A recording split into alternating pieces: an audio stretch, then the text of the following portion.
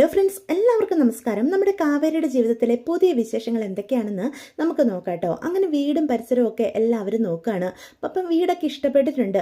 അങ്ങനെ വീടിൻ്റെ ഗൃഹപ്രവേശം നടത്താനായിട്ട് നോക്കുക. അമ്മ തന്നെ കയറിക്കോ ആദ്യം എന്ന് ഗംഗ പറയാണ്. പെട്ടെന്ന് നീളക്കൂട്ടി ഇങ്ങനെ ചുറ്റും നോക്കിയിട്ട് പറയാം, ഈ വീട് കണ്ടിട്ട് ഒരു പ്രേതാലയം പോലെയുണ്ട് അല്ലേ അമ്മേ എന്ന് ചോദിക്കുക. പ്രേതം പ്രേതവോ എന്നും പറഞ്ഞ് ടെൻഷൻ അടിച്ചുകൊണ്ട് അപ്പം ശാരദ നോക്കുവാണ്. പ്രേതം ഉണ്ടെങ്കിൽ ഞാൻ ഈ വീട്ടിൽ ആദ്യം കയറുന്നില്ല, നിങ്ങൾ ആരെങ്കിലും കയറിയാൽ പോരെ എന്ന് ചോദിക്കാം. എൻ്റെ പൊന്നമ്മേ, അവളത് വെറുതെ പറഞ്ഞതാ എന്ന് കാവേരി അപ്പം പറയും. അമ്മ പോയി വാതിൽ തുറന്നേ. അങ്ങനെ പേടിച്ച് വിറച്ചിട്ടാണ് കേട്ടോ ഒരു വിധത്തിൽ താക്കോല് ശാരദ ഇടുന്നത്. എന്നിട്ട് വാതിൽ തുറക്കും. വാതിൽ തുറന്ന് അകത്തൊക്കെ കയറി കഴിഞ്ഞപ്പോൾ എല്ലാവർക്കും വീട് ഇഷ്ടപ്പെടുന്നുണ്ട്. വിനീതേട്ടാ, 10,000 രൂപയ്ക്ക് ഈ വീട് എന്തുകൊണ്ട് ലാഭമാണ്, എന്തു വലിയ വീടാന്ന് നോക്കിക്കേ. അത് കേൾക്കുന്ന കാവേരി പറയും, ചേച്ചി ഇത് അവരുടെ തറവാട് വീടായിരുന്നു, അവർ പുതിയ വീട് വെച്ച് മാറിയപ്പം ഈ വീട് വെറുതെ കിടക്കുമല്ലേ, അങ്ങനെ വാടകയ്ക്കൊന്നും കൊടുക്കുന്നുണ്ടായിരുന്നില്ലെന്നാ പറഞ്ഞേ. നമുക്ക് മുന്നേ ഒരു കൂട്ടരെ ഇവിടെ താമസിച്ചിട്ടുള്ളൂ. എന്തോ ആ അമ്മേനെ എന്നെയൊക്കെ ഇഷ്ടപ്പെട്ടതുകൊണ്ടാ ഈ വീട് നമുക്ക് തന്നത് എന്ന് പറയാം. എന്തായാലും നല്ല വീടാ, നല്ല വലിപ്പമുണ്ട് എന്ന് അവരെല്ലാവരും സമ്മതിച്ചു കൊടുക്കുകയാണ് കേട്ടോ. അങ്ങനെ കാവേരിയും വീടൊക്കെ ഒന്ന് ചുറ്റി കാണാനായിട്ട് അകത്തേക്കൊക്കെ പോവാം. അപ്പം അവിടെ ഒരു മുറി മാത്രം താഴിട്ട് പൂട്ടിയതിന് ശേഷം ഒരു പട്ടുപോലൊരു തുണിയും കൂടി ചുറ്റി വെച്ചിരിക്കുന്നത് കാവേരിയുടെ ശ്രദ്ധയിൽപ്പെടുന്നുണ്ട്. പെട്ടെന്ന് കാവേരി അതിൽ തൊടാനായിട്ട് തുടങ്ങുമ്പോഴേക്കും ഒരു കാറ്റങ്ങ് വീശുവേ. പെട്ടെന്ന് കുറേ സാധനങ്ങളെല്ലാം കൂടി താഴെ വീഴുന്ന ശബ്ദം കേൾക്കും. അപ്പം ശബ്ദം വന്നത് അടുക്കളയിൽ നിന്നാണെന്ന് മനസ്സിലാക്കുന്ന കാവേരി അവിടേക്ക് പോവാണ്. അപ്പം അവിടെ നമ്മുടെ നിളയും യമുനയും നിൽക്കുന്നുണ്ട്. എന്താടി, എന്തോ ഒരു ശബ്ദം കേട്ടത്? അത് പിന്നെ ചേച്ചി, ഞങ്ങളൊന്നും ചെയ്തില്ല, ഈ ജനൽ അങ്ങ് തുറന്നതേ ഉള്ളൂ. പെട്ടെന്ന് സാധനങ്ങളൊക്കെ എടുത്തെറിയുന്നത് പോലെ ആരോ വലിച്ചെറിഞ്ഞു ചേച്ചി എന്ന് പറയാം.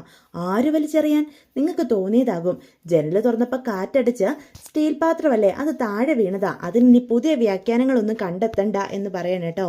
പെട്ടെന്ന് നമ്മുടെ മുത്തശ്ശനും മുത്തശ്ശിയും അങ്ങോട്ട് വന്ന് ശാരദയെ വിളിക്കുകയാണ്. അപ്പോൾ അവരെല്ലാവരും പുറത്തേക്ക് ഇറങ്ങി ചെല്ലാം. അപ്പോൾ ശാരദ ചോദിക്കും, അയ്യോ അംബികാമ്മയും അച്ഛനും വന്നിട്ട് എന്തിനാ ഇങ്ങനെ ഞങ്ങളെ വിളിക്കുന്നത്? നിങ്ങളുടെ വീടല്ലേ, എപ്പോൾ വേണമെങ്കിലും കയറി വന്നൂടെ എന്ന് ചോദിക്കാം. അങ്ങനെയല്ല ശാരദേ, ഞങ്ങളുടെ വീടായിരുന്നു, ഇതിപ്പോൾ നിങ്ങൾക്ക് വാടകയ്ക്ക് തന്നതാ. അപ്പോൾ ഈ വീട്ടിലേക്ക് പ്രവേശിക്കണമെങ്കിൽ നിങ്ങളുടെ അനുമതി വേണം എന്ന് അംബികാമ്മ പറയാണ്. അല്ല, പാലൊക്കെ തിളപ്പിച്ചോ എന്ന് ചോദിക്കാം. പാല് കാച്ചാനായിട്ട് തുടങ്ങുമായിരുന്നു, ഞങ്ങൾ വാതിൽ തുറന്ന് അകത്ത് കയറിയതേ ഉള്ളൂ എന്ന് പറയാം. അപ്പം ഗംഗ വിനീതും കൂടി പറയും, വിനീതേട്ടാ എന്നാ വാ, നമുക്ക് അകത്ത് പോയി പാല് കാച്ചാനുള്ള എല്ലാം റെഡിയാക്കാം എന്ന് പറയാൻ കേട്ടോ. അങ്ങനെ അവർ രണ്ടുപേരുടെ അകത്ത് പോയി കലമൊക്കെ എടുത്ത് പാലൊക്കെ പൊട്ടിച്ച് ഒഴിച്ച് പാല് കാച്ചാനുള്ളതെല്ലാം റെഡിയാക്കാനായിട്ട് തുടങ്ങാണ് കേട്ടോ. എന്താ വീടും പരിസരമൊക്കെ എല്ലാവർക്കും ഇഷ്ടപ്പെട്ടോ എന്ന് ചോദിക്കാം. അപ്പം എല്ലാവരും ശരി എന്നുള്ള രീതിയിൽ തലയാട്ടുകയാണ്. ഞങ്ങൾക്ക് ഒരുപാട് ഇഷ്ടപ്പെട്ടു എന്ന് ശാരദാമ്മ പറയാണ് കേട്ടോ. പെട്ടെന്ന് നിള അങ്ങോട്ട് വരിക. ഇതാല്ലേ ഇളയ കുട്ടി നിള, ആൾക്ക് കാണുന്നത് പോലെ വലിയ പ്രശ്നമൊന്നും ഇല്ലല്ലോ, ഇപ്പം നല്ല മിടുക്കി കുട്ടിയായിട്ടിരിക്കുന്നു. ഇനിയിപ്പോൾ എന്തെങ്കിലും ചെറിയ പ്രശ്നങ്ങളുണ്ടെങ്കിൽ തന്നെ അതൊക്കെ നമുക്ക് പരിഹരിക്കാവുന്നതേ ഉള്ളെന്നേ. ലോകത്ത് എവിടെ കിട്ടുന്ന ചികിത്സയും ഇന്നിവിടെയുള്ള ആശുപത്രികളിൽ കിട്ടും. അതുകൊണ്ട് കുഞ്ഞിൻ്റെ കാര്യം ഓർത്ത് നിങ്ങൾ ആരും ടെൻഷൻ അടിക്കേണ്ട. പിന്നെ പണം കുറച്ച് ചിലവാക്കേണ്ടി വരുമെന്നേ ഉള്ളൂ എന്ന് പറയാം. അത് കേൾക്കുന്ന ശാരദ പറയും, പണത്തിൻ്റെ കാര്യം ഓർത്ത് ഞങ്ങൾക്ക് ടെൻഷനില്ല. ഇവരുടെ അച്ഛൻ ഇവർക്ക് ഓപ്പറേഷൻ നടത്താനുള്ള പണമൊക്കെ എല്ലാം റെഡിയാക്കി വെച്ചതിന് ശേഷമാണ് അദ്ദേഹം എന്ന് ശാരദ ഇങ്ങനെ പറയാണ്. അത് കേൾക്കുന്ന നമ്മുടെ മുത്തശ്ശൻ പറയും, അംബിക എന്നോട് പറഞ്ഞിരുന്നു, ഓരോരുത്തർക്കും ഓരോ തലയിലെഴുത്താ, സമയമാകുമ്പം ഈശ്വരൻ വിളിക്കുമ്പം പോകാതിരിക്കാൻ പറ്റില്ലല്ലോ എന്ന് ചോദിക്കാം. ഞങ്ങളുടെ മകളുടെ കാര്യം തന്നെ ഞാൻ പറഞ്ഞിട്ടില്ലേ, നരൻ്റെ അച്ഛനും അമ്മയും ചെറുപ്പത്തിൽ തന്നെ അവർ പോയി. പക്ഷേ ഞങ്ങളതിനോട് പൊരുത്തപ്പെട്ട് ജീവിക്കുക എന്നല്ലാതെ വേറെ എന്ത് ചെയ്യാനായിട്ട് പറ്റും? പക്ഷേ അവർക്ക് മരിച്ചതോടുകൂടി അവരുടെ ഓർമ്മകൾ ഞങ്ങളിൽ നിന്ന് നഷ്ടപ്പെടുമോ? ഒരിക്കലുമില്ല, അതെന്നും ഉണ്ടാകും. എൻ്റെ നരൻ പാവം, അച്ഛൻ്റെ അമ്മയുടെ സ്നേഹം കിട്ടാതെ എൻ്റെ കുഞ്ഞ് ഒരുപാട് വേദനിച്ചിട്ടുണ്ട് എന്ന് അംബികാമ്മ പറയാണ്. അപ്പോൾ യമുന പെട്ടെന്ന് നമ്മുടെ കാവേരിയുടെ അടുത്ത് ചെന്ന് ചോദിക്കുന്നുണ്ട്, ആരാ ഈ നരന്ന്? അപ്പോൾ പറയും അവരുടെ കൊച്ചുമോനാണെന്ന്. ഓ എന്നുള്ള രീതിയിൽ യമുന നിൽക്കുകയാണ് കേട്ടോ. പെട്ടെന്ന് അവരെല്ലാവരും കൂടി പാല് കാച്ചാനായിട്ട് അകത്തേക്ക് പോവാണ്.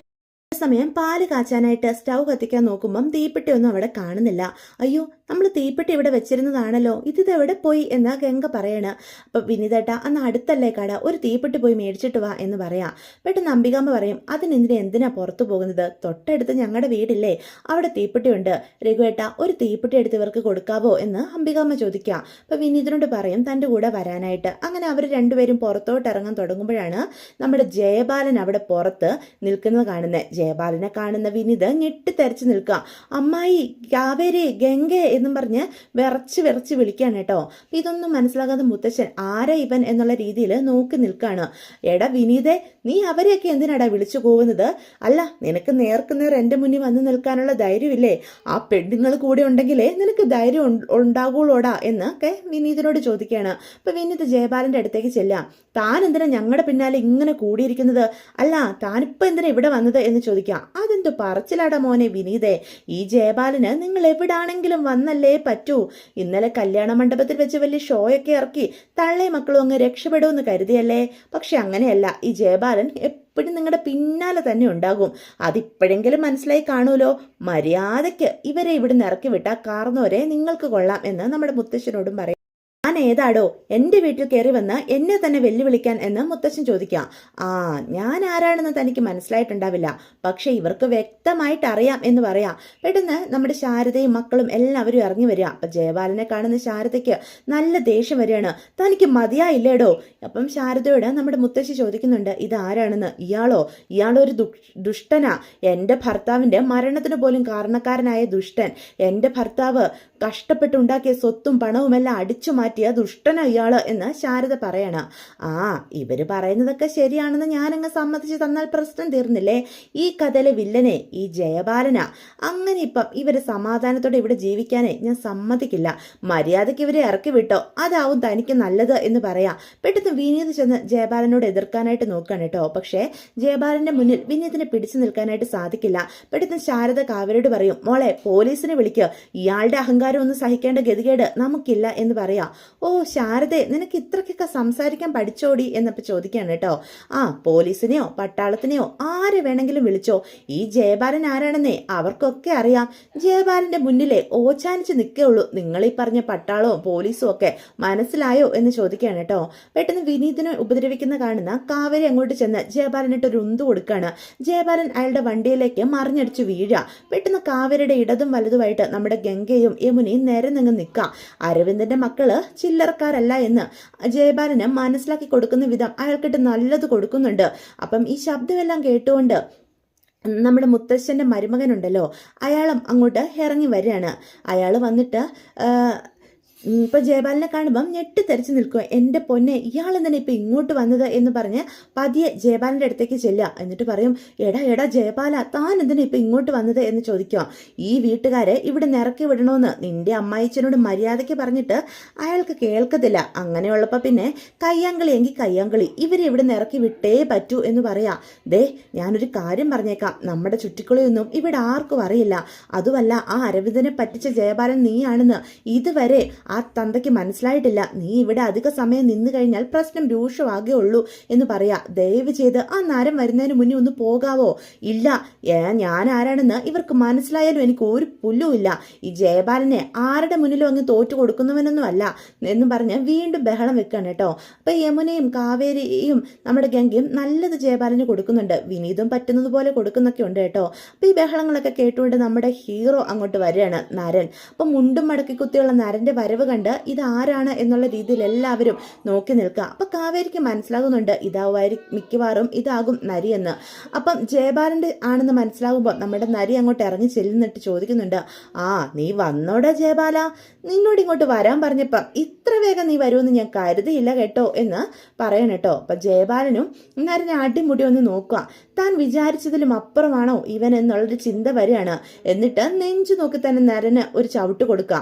ഞാനിവിടെ കയറ്റി താമസിപ്പിച്ച വാടകക്കാരെ വിറക്കി വിടാൻ നിനക്ക് അത്രയ്ക്ക് ധൈര്യം ഉണ്ടോടോ ജയപാല എന്ന് ചോദിക്കുകയാണ്. അപ്പം ജയപാലനാണെങ്കിൽ നരനെ എതിർക്കാനായിട്ട് നോക്കുന്നുണ്ട്. പക്ഷെ നമ്മുടെ നരന്റെ കൈക്കരുത്തിന് മുന്നിൽ ജയപാലനെ പിടിച്ചു നിൽക്കാനായിട്ട് സാധിക്കുന്നില്ലെന്ന് മാത്രമല്ല തോൽവി സമ്മതിക്കുകയും കൂടി ചെയ്യാണ്. അങ്ങനെ തോറ്റ് തുന്നം പാടി ജയപാലൻ അവിടുന്ന് പോകേണ്ടതായിട്ട് വരാം. അപ്പം നമ്മുടെ കാവേരിക്കൊക്കെ നരനോട് വല്ലാത്തൊരു ആരാധന തോന്നുക. തന്നെ കുടുംബത്തെയും സഹായിച്ച നരനോട് ഇങ്ങനെ നമ്മുടെ കാവേരി ആരാധനയോട് കൂടി നോൽക്കുന്നുണ്ട് കേട്ടോ. എല്ലാവർക്കും നരനോടൊരു ബഹുമാനമൊക്കെ തോന്നുന്നുണ്ട്. ഇത്രയും വലിയൊരു പ്രശ്നമുണ്ടായപ്പം തങ്ങളെ രക്ഷിച്ച ആളാണല്ലോ, ഒരു നന്ദി പറയാനായിട്ട് നരൻ്റെ അടുത്തേക്ക് കാവേരി ചെല്ലുന്നുണ്ടെങ്കിലും കാവേരി മൈൻഡ് പോലും ചെയ്യാതെ നരനകത്തേക്ക് കയറിപ്പോകും. അപ്പോൾ മുത്തശ്ശിയും പറയുന്നുണ്ട്, ഇതെൻ്റെ കൊച്ചുമോന നരൻ, അവൻ ഇടപെട്ട് കഴിഞ്ഞാൽ ഇനി നിങ്ങൾ ഒന്നും കൊണ്ട് ടെൻഷൻ ആകണ്ട. ആ വന്നവൻ ഇനി ഇനി നിങ്ങളെ ഉപദ്രവിക്കില്ല എന്ന് പറയാണ്. അങ്ങനെ അവരെല്ലാവരും കൂടി സന്തോഷത്തോടു കൂടി വീട്ടിലേക്ക് കയറി പോവുകയും പാല് കാച്ചുകയും ഒക്കെ ചെയ്യുന്നുണ്ട് കേട്ടോ. അപ്പോൾ പാലെല്ലാം കാച്ചി എല്ലാവർക്കും ഓരോ ഗ്ലാസ്സിൽ നമ്മുടെ കാവേരി വിതരണം ചെയ്യാം. അപ്പോൾ ശാരദാമ്മ അടുത്ത് വന്ന് പറയും, മോളെ കാവേരി, നീ ആ പയ്യനില്ലേ നമ്മളെ സഹായിച്ച ആ കുഞ്ഞിനും കൂടി ഒരു ഗ്ലാസ് പാല് കൊണ്ട് കൊടുക്കുക എന്ന് പറയാം. അപ്പോൾ വീട്ടിലെല്ലാവർക്കും കൊണ്ട് കാവേരി കൊടുക്കുന്നുണ്ട് നമ്മുടെ നരൻ്റെ വീട്ടിൽ. അപ്പം നരൻ മാത്രം പുറത്തേക്ക് ഇറങ്ങി വരികയാണ് കേട്ടോ, എവിടെയോ പോകാനായിട്ടാണ്. അപ്പം ഒരു ട്രെയിൽ പാലും ആയിട്ട് കാവേരി നരൻ്റെ അടുത്തേക്ക് ചെല്ലും. പക്ഷെ കാവേരി കൊണ്ടുവന്ന പാല് കാണാതെ മൈൻഡ് പോലും ചെയ്യാതെ നമ്മുടെ നരൻ വണ്ടി എടുത്തങ്ങോട്ട് പോവുക. അപ്പം കാവേരിക്ക് നല്ല ദേഷ്യം വരിക. കാവേരിയുടെ സ്വഭാവത്തിന് ഇത് എന്തൊരു അഹങ്കാരമാണ് എന്നുള്ള രീതിയിൽ ഇങ്ങനെ നിൽക്കുക. അപ്പം വണ്ടി എടുത്ത് പെട്ടെന്ന് പോകുമ്പം ആ ഫോഴ്സിൽ കാവേരിയുടെ കയ്യിലിരുന്ന പാല് താഴെ പോകുന്നുണ്ട്. എടോ, തനിക്ക് കണ്ണ് കാണത്തില്ലേടോ, ഞാനിവിടെ നിന്നത് കണ്ടില്ലേടോ എന്നൊക്കെ നമ്മുടെ കാവേരിക്കുട്ടി അവിടെ നിന്ന് വിളിച്ച് പറയുന്നൊക്കെ ഉണ്ട് കേട്ടോ. അപ്പോൾ ഇതൊക്കെയാണ് വിശേഷങ്ങൾ. അപ്പോൾ വീഡിയോ ഇഷ്ടപ്പെടുവാണെങ്കിൽ ചാനലൊന്ന് സബ്സ്ക്രൈബ് ചെയ്യാൻ മറന്നു പോകരുത്. ലൈക്ക് ചെയ്ത് ഹൈപ്പ് ചെയ്തൊക്കെ ഒന്ന്